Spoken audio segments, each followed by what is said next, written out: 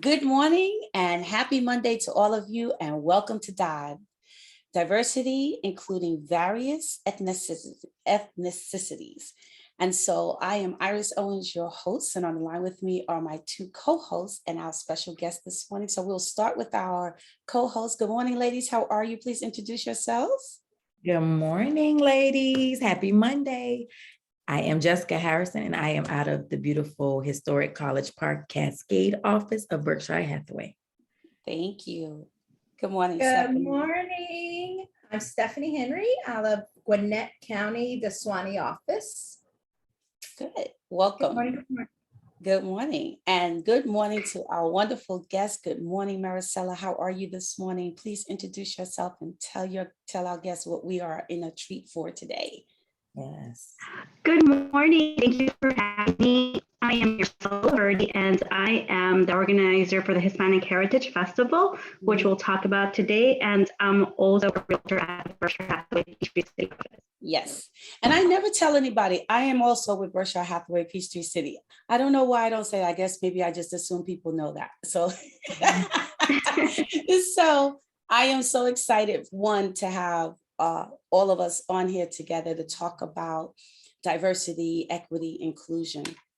And so Maricela, last week I was like really bragging on you last week. We were having a conversation. We had our monthly DEI council meeting, and we were talking about people that are making differences and impacting lives via, DEI. And so I thought of you and I said, I definitely wanted to have you on. So we just want to give you the floor to be able to talk about why the need or why the desire and how you got to the point of creating this now annual event, Hispanic Heritage Festival of Peachtree City. Okay, yes, I'd love to share that. This actually never intended for this to be this big. When I moved here from Chicago 7 years ago, I was very accustomed to having a lot of cultural events in Chicago. Hold on. Every time you speak, your internet is breaking up. It might be her mic. Ooh. Check your mic, make sure you're.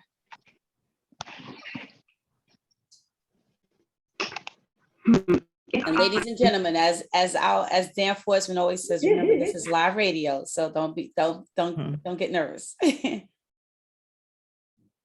Let me see. Internet should be. Is it something like that? Yeah, so it's like each time you speak, it starts to verbate. It's like it's a lot of feedback. It's a lot of feedback. That's what it is. Oh, okay. Maybe I'll put down the volume. Yeah. Is this better? Yes, absolutely. Awesome. Okay, perfect. I'm sorry about that. So I moved here to this area 7 years ago. And when I moved out here, I was really surprised at how many Hispanic people I was bumping into, because I didn't expect that. I did my homework and I saw the demographics, like 7% maybe Hispanic. And the person that sold me my golf cart in Peachtree City, everyone owns golf carts. So when you move here, you have to buy a golf cart. Absolutely. And I bought my golf cart, and it was a Cuban lady. And then I went to the post office to get something notarized, and it was a Puerto Rican lady. And then that just kept happening so much. And I was like, this is so weird. I didn't expect this. And so I started a group called Peachtree City Latino Community on Facebook. And I thought, there's not a lot of places to buy like Mexican bread or piñatas or who's making tamales. I, coming from Chicago, had a lot of access to that. Or I could just ask my mom, right? And being in this community, I'm not going to make tamales, to be honest. No, it takes like 5 hours. So I need to know where to buy this. You didn't get the cookie? That wasn't passed down to you? It wasn't. I'm second generation, I guess. Yeah, second generation. It's too complicated. My mom had to teach me, but 26 step, I'm like, I'm not writing this down no more. I'm not going to make them. I'm just not. So So then I started this group so that we can sell those things. Maybe someone is making them and wants to sell them, or maybe somebody, I know, a special Mexican delicious cake, and where do I find one? So I started this group, and in order to get us all to bond during Hispanic Heritage Month, which is September 15th to October 15th, I decided to do a picnic, a potluck picnic. And I wanted it to resemble kind of like a family party where everybody brings a plate, and there's music and there's dancing, and it's kind of like making our own family, because most people are not from here in Peachtree City. Everyone's from a different state or a different country, and you leave your family behind. So I wanted it to be that type of event, and it was great. People came, and it got bigger every year. We did it for like 3 years. And then people that were friends of mine said, can I go? Is this a public event? I said, it's not a public event. I thought to make it a little bit bigger, they wouldn't allow us to have any food trucks or bouncy houses. And so I thought, we need to change the venue. We need to make this public. And so that's where this idea for the Hispanic Heritage Festival came about, to bring it to the community, to make it open to everybody, to not make it potluck, to have food trucks.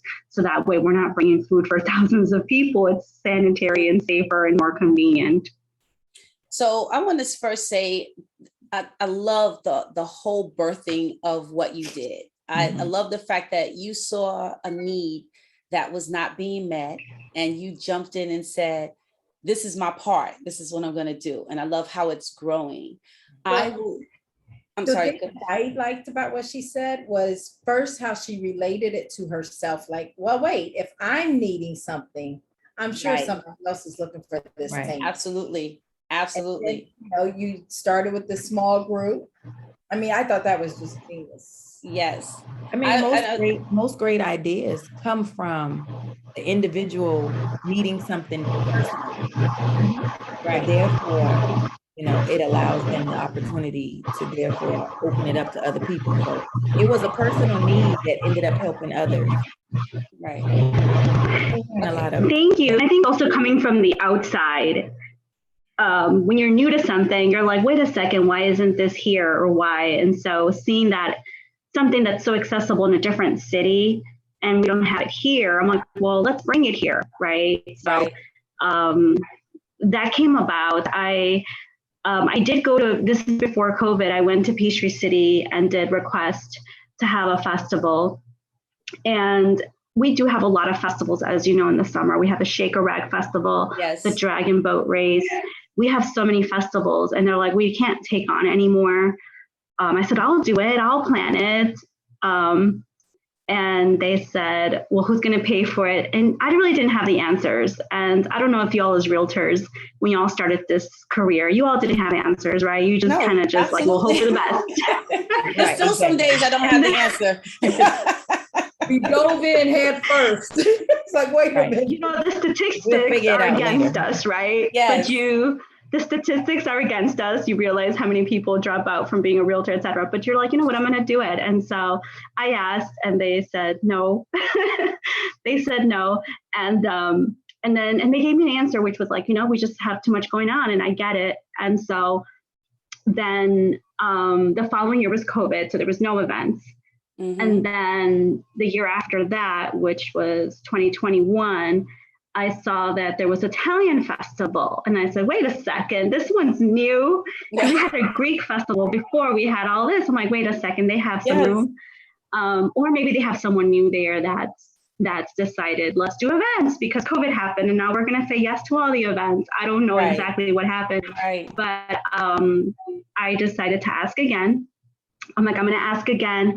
And so I did ask them, but I actually had some help. We had a mayor race, and one of the people running for mayor was my friend. And I explained a story, and he actually asked for me and copied me in.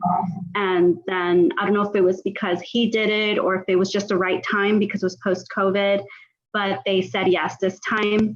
And the challenge was that Hispanic Heritage Month is in September and October, and this was like August, and I'm supposed to plan this and a whole festival And I already said yes. And I'm like, I'm going to do it. And it was just this mentality, like, I cannot fail.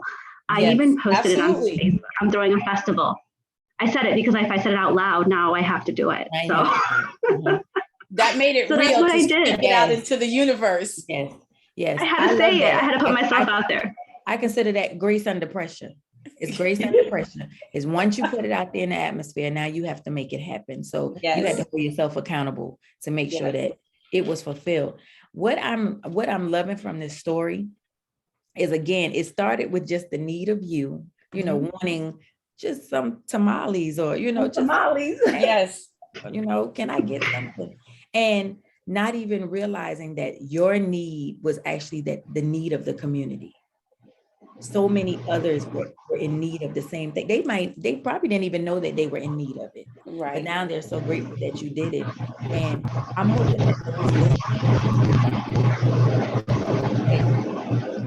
now we have someone sound like they're in a wind tunnel.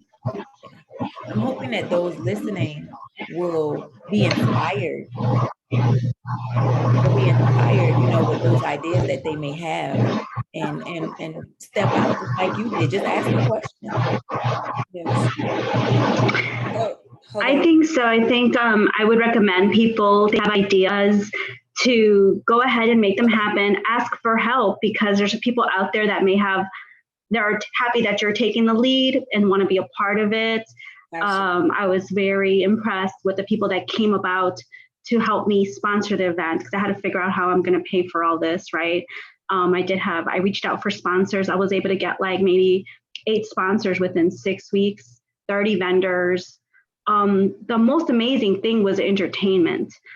The people that participated did it for free or very little money, as far as the dancers, the DJ, the like demonstrations for flamenco. They were people from the community that wanted this really badly too, and they were willing to help in any way.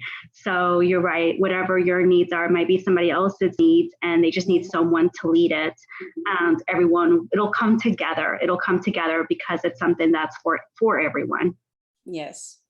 The thing I love about when I first moved, I've lived in Atlanta twice. So when I first moved to Atlanta in 1989, coming from New York, it was culture shock for me. Because there was truly, and it wasn't malice. It was just the thing of that people just were not educated. They just didn't understand the cultural differences. I remember asking someone, you know, where can I get some good, Jamaican food? And then they said, oh, you mean Rastafarians? And I knew then, okay, so we're talking different cultures of a group of people, but we're all not the same just because we are of a certain descent or from a particular place. It was the same thing with saying, where can I get good Spanish food? Oh, you mean the Mexicans? And it was like, no. You all need to understand the difference between what you're saying. Just because I may speak Spanish or I say that I'm Latina, there are different sects of every culture that there is. This is why I love the fact that we have this opportunity to be this platform to educate and to share and to elevate people and different cultures and expand all of our minds and our mindsets about how we interact with one another, and realizing that our lives are enriched every time we share our culture with someone else and someone shares their culture with us, and we're open to receiving. So I love the whole concept behind what we did. I feel like as realtors, it is our responsibility as well, because we do enrich our communities, you know, not just by having people move here. But like I recently had a commercial client who wants to, you know, open up a restaurant. And then he mentioned a different cuisine. It's not this cuisine because I don't want to say it out loud, but let's pretend, you know, he said, I want to do Cuban food. And the person's like, well, there's already a Mexican restaurant here. We're like, well, that's not the same thing. It's not the same thing at all. You know, one of them uses spices and tortillas. The other one uses plantains. Yes. Like it's so different. Yes. And so I had to explain. So what if I wasn't there? What if I wasn't there to know that difference and to educate? the community wouldn't have a Cuban restaurant. You know, Absolutely. like we have to be here to make these things happen, because we have the privilege and luxury that we grew up with this, and it's making the community. Why wouldn't you want different foods here? You know, Yes. I love food, so it's enriching the community. Yes, I totally agree. And I think that, as Jessica said, a lot of times we don't even understand what we're missing, or we don't understand what we actually need until we realize that it is not attainable or not accessible to us. And then you realize it's like living in a community where you don't have a grocery store. Now you have everything else in the community, but that basic need of having a grocery store is necessary. It's a make or break to where you live. And I think it's the same thing with being able to have diversity and culture and equity, and having the richness and the experience of everybody that lives in your community. I love it that, you know, I always say, growing up in major cities, New York or Chicago or LA, you have so many different opportunities of interaction with so many different people from so many different walks of life. You know, some you're going, oh yeah, that's nice. I'm good. I'm good over here. But it is the point that you had the opportunity to experience. And that's what I love about growing up somewhere that is so culturally rich. But I also think anytime you enter a space, right, you yourself brings along a cultural experience, and that you should be willing to share it. And many times I think what I see or have seen in life is that sometimes people feel like I don't want to use the strong word of deny, but they kind of push their culture aside in order to assimilate into the environment in which they are, forgetting that you have something so rich to add. Right. You know, so I think it's important that we all realize that where we come from, who we are, our ancestors, our culture, you add to any environment, any community that you are involved in. And people embrace that. Like, you know, we've had the Greek Fest for a while, and people attend that. You know, I love Greek food. I'm gonna go. I'm not Greek, but I'm gonna go and get some food, you know. And and then they had the Italian Fest. I attended that. You know, I love Italian food, and they have music, and it's free. You go out, you bring a blanket. You are bringing things to do to the community. You're bringing a different culture. You're highlighting, why not, you know? And I think it's beautiful to bring that experience in Chicago. We have so many parades. We have, I remember growing up and seeing different flags all the time. And my mom, what's that flag? Because they'd have the Irish, the Polish, they have, they turned the river green for St. Patrick's Day. It's like every culture celebrated in such a grand way. And I think it's just beautiful. Yes. So I do love that Peachtree City. We do have these events now, and I hope that we get more. We're starting to see more community events, night market, where there's vendors out there selling things. I think I love that we're just having events where people can come together in this community. I think that's super important. And since I've done my festival, I've sponsored other events as well, because we just need more things to do here. Nobody wants to drive to Atlanta. No offense to the Atlanta people. We just don't. We don't. Understood. Peachtree City is a unique place all by itself, but at the same time, we typically don't want to have to. And I think that's the community everyone wants to live in. You want to live in a community that fulfills all of your needs. Now, it doesn't mean you won't leave your community, but you don't have to leave your community. That's all. You don't want to drive. Yes. Right. You want to be able to walk around, walk around to the next block or the next corner or the next neighborhood and be able to obtain that experience, whatever that may be that you're looking for or that you didn't know you needed. So I love it when you live in a community where there is so much diversity. It's like every day you go out and you're like, man, it's United Nations. I always said when I first moved to Atlanta, I love going to the farmers market in DeKalb County.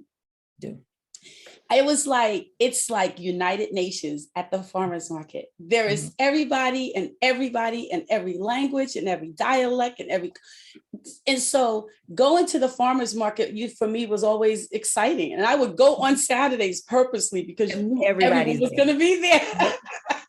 I mean, I completely agree. But to be honest, as someone who wasn't familiar with all of these festivals, Maricela, I'm just glad that you're bringing it to my attention because now it has piqued my interest. Yes. And now I want to go and attend these festivals because like you said, I mean, no, I'm not Greek. No, I'm not Italian. I don't think I am. Maybe. But these are things that I would want to, go and experience. Yes. And take my family and allow them to experience because, these are the type of opportunities that you can have and make the memories with your family, experiencing other cultures. It, again, it allows you to be a little more diverse, in the things that in the cuisines that you've tasted. So I'm just grateful for this platform to be able to hear about these type of things that we have. Yes, it's in Peachtree City, but I'm willing to drive. Yay. And yes, we have a discount. Yeah, and come and attend. I love Peachtree City anyway. It's a little gem to me of an area where everything is right there. I'm gonna get me a golf cart. I'm gonna do it all. Yes, you have to. You can rent a golf cart and experience Peachtree City in a day or two. You could come down and spend a whole weekend here with your family. I want to come and experience these festivals, and I love to see things like this that started from something as small as, like I said, your just a thought, just an idea that you had, and now could possibly expand further than Peachtree City. It may encourage others in other areas of the cities, Atlanta, Gwinnett area, to just expand and do more of this. I feel like it just brings actually Fairburn has one too. It was the same year, and the girl's like, I'm gonna do one too. So she started one in Fairburn. I did one in Peachtree City. She's actually getting her real estate license, and she's going to be a realtor with Berkshire Hathaway soon. Awesome. So yeah, it has inspired. I mean, look at that! It inspired another festival, another realtor. So it is. It's great. But I want to give a shout out to Berkshire Hathaway because it's just amazing. I'll tell you that story, okay? Let me tell you that story. So here I said yes to something that I didn't know how I was going to plan and how I was going to pay for it. And I had to get it done in 7 weeks. And then I got COVID 10 of those days. But anyways, I work great under pressure. And I remember telling my broker at the time, Steve Quinn, saying, hey, I'm doing this festival. And then he says, well, we'll help you out. We'll sponsor it. We think it's a great idea for our community. And I said, well, I will bring the other realtors in. It's not just for me and like my business. I really do want this to happen. And I'll invite other realtors to participate from our company and have a booth or, promote Berkshire Hathaway, because this is really about the community. It wasn't about like, this is a me thing. I was already doing this before I even became a realtor. So this is more just of my personal project, not to do with real estate. But Berkshire Hathaway says, we'll help you. I went to a class and Dan Forsman was there and Steve brought it up to him and he says, how much do you need? And I let him know and he's like, we'll do it. And they sponsored it. It was like, my smile was like funny to hear. I was I love our company. I feel we are a people company. It distinguishes us from other companies. And even when I work with other realtors that are Berkshire Hathaway realtors, like it's just the personal experience that we give our clients is so unique. Yes. And when I see Steve backing it up, when I see our vice president backing up this community event and trusting me, I was just floored. I was floored. This year they're sponsoring it again, and Prosperity Mortgage jumped in and also is sponsoring. Wonderful. I'm so touched. I am so touched by it, and I'm so happy that we belong to a company that believes in us and believes in our community and will put money to this event that's for diversity and inclusion, and especially in a community where it's not very diverse. And for them to do this, it's amazing. Right. Yeah. Wait, We lost. It's the action. I'm loving it. I love it. Action behind the words. They're not just saying Absolutely. it, they're making it happen. And I love that. Yes. I love The that. thing, like the diversity and inclusion, Berkshire has figured out the best way for us all to get along is for us all to get along. Absolutely. And it's like, they don't care where you come from, what you look like. We all belong. We all are human, and we have something to do. Absolutely. Yeah. I was going to say that's the one great thing. And I think, Maricela, you touched upon it, that I do feel the same way. As a realtor, I feel totally responsible that when a family comes to me, regardless of what your background is, it is my duty to serve you and serve you to the best that I can. And if I cannot serve you, then I bring, and I know that there are resources to bring in to either help me serve you better, or maybe I need to refer you to another resource. But the goal is that I will never be able to say, I'm sorry, I can't help you. Exactly. And that's what I love about Berkshire Hathaway. As you said, I have never been a part of a company that really is not just about the talk, it's not just about putting money behind something. When they say yes, it's yes on all parts, and they're involved. They don't say, you go do it, and we'll stand back here and take credit for it. We're all a part, and we all do a great job of what we do. So I really, really love the whole idea of what you did, Maricela, and how it's growing. It's like you plant seeds and you see they're growing. So I love it. Thank you. Thank you so much. Yes. Thank I you. hope you all can make it there. And I'm gonna have a little itinerary I'll share. I'm gonna do a little itinerary. You know how United Airlines has those like 3 days in Quebec or 3 days in Chicago. So I'm gonna do 3 days in Peachtree City. So if y'all want to come and do that and have a little itinerary, so that when you come to the festival, you come and visit our town. And I will definitely, I am definitely, last year I was not able to attend, but I am ready this year. And so again, the dates of the festival, so Heritage, so what's the exact dates of the festival, Maricela? So the Hispanic Heritage Festival of Peachtree City will be on October 1st, and it is from 3 to 9 p.m. And it is at Drake Field, which is right in front of the Peachtree, Lake Peachtree, and the library. I do recommend taking a golf cart because the parking is crazy. But we will hopefully have shuttles from a hotel. I'm working on that. And we're going to have food trucks. We have 2 Mexican food trucks and 1 Peruvian food truck and 1 Puerto Rican food truck. So all different types. And then we have a popsicle people there as well. And we have a tap truck coming to have beers. And then Fuego Mad from Sonoya, aside from being there as one of the food trucks, they're also going to do margaritas. So it's going to be a party. We're going to have a DJ. We're going to have a mariachi open the show. And then we're going to have a horse show. Last year we had a horse show. We're bringing him back. This is a state champion horse. Like he has won, prestigious awards and has been in concerts with Grammy nominated singers, they're Mexican singers. This is a famous horse.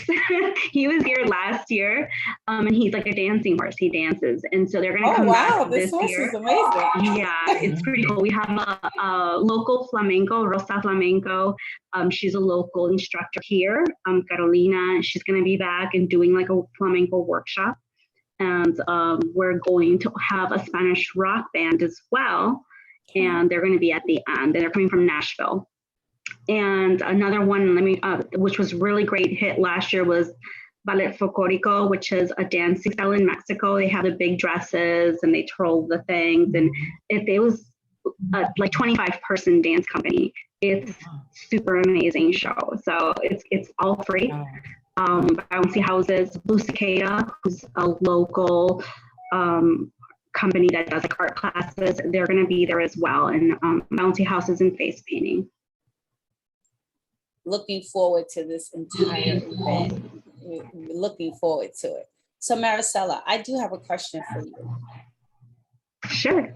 What would you say to someone, anyone who has a thought, has a vision, has a dream, and doesn't know what to do with it? Like they're like, I don't know how I can make this happen. What would be your advice? I would say that to just take a chance. You know, we always say, you know, in our real estate school and our sales things, they say believe in yourself. So just believe in it and start it. I remember this, I actually posted this last year. I'm afraid of heights, and I did a zip lining. I used to work for Mexican Airlines, and we were doing a tour showing people, other travel agents, about Puerto Vallarta, all the activities you can do. One of them was zip lining, and I didn't know what zip lining was. So there I go. And they tell me I'm supposed to jump off a mountain with this thing, and I'm afraid of heights, right? And so I have to do it because it's my job. I'm gonna sell Puerto Vallarta and convince people to come if I'm scared. So I have to do it. So when I was about to jump, the guy said, okay, well, you know, you jump when you're ready.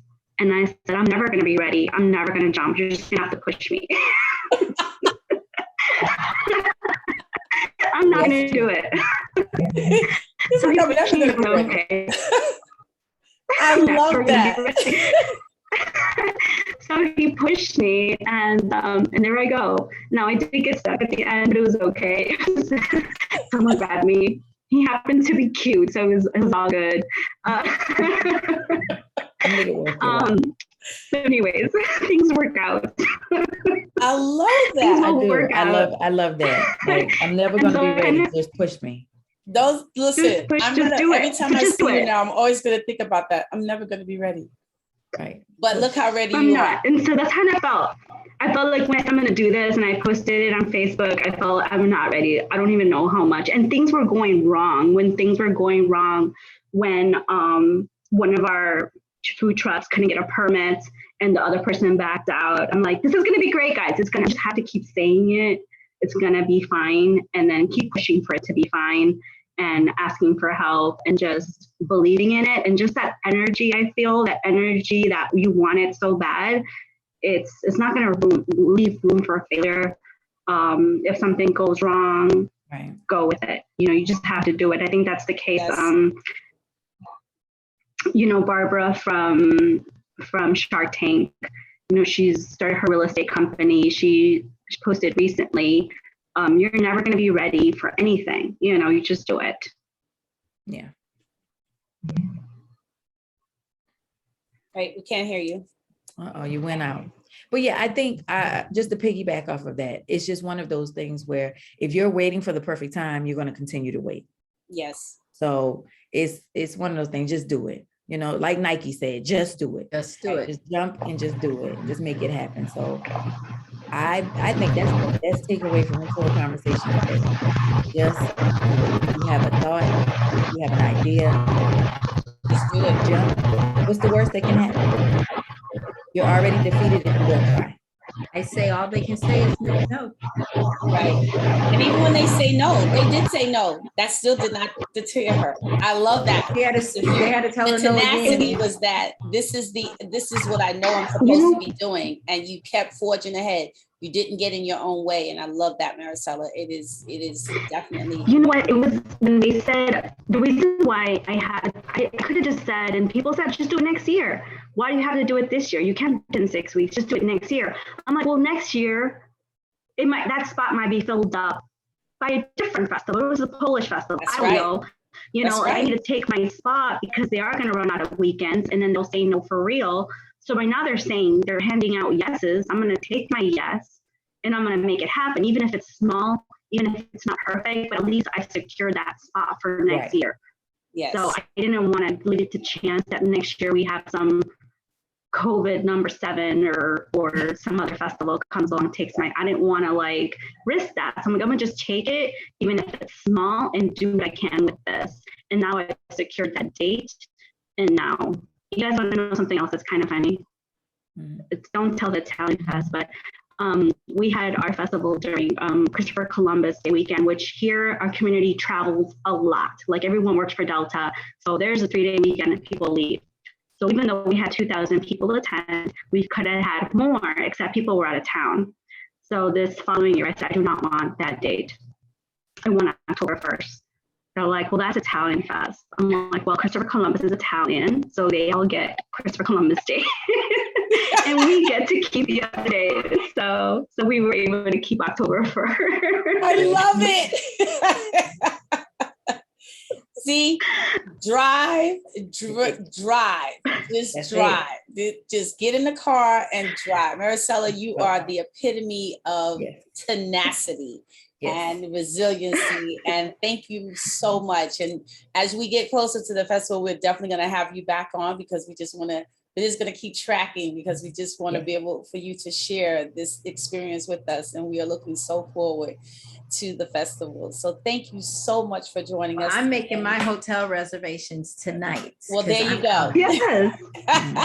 Because where I'm coming from, I need to pack a lunch and a dinner to come to Peachtree City. Well, just come and stay, and then you won't have to do any of those things. And there'll be great food here for you to obtain and get. Exactly. And margaritas. Yes, that's going to be the best part. So, ladies, any final words to Maricela, or your thoughts on what we have basically been blessed with today? This conversation is the epitome of diversity. This is what we're here for. This is what this platform was created for. And I'm just so grateful to have had this opportunity to meet you, Maricela. And of course, I will be seeing you in person soon, but most definitely, I will be in attendance at the festival. Yes.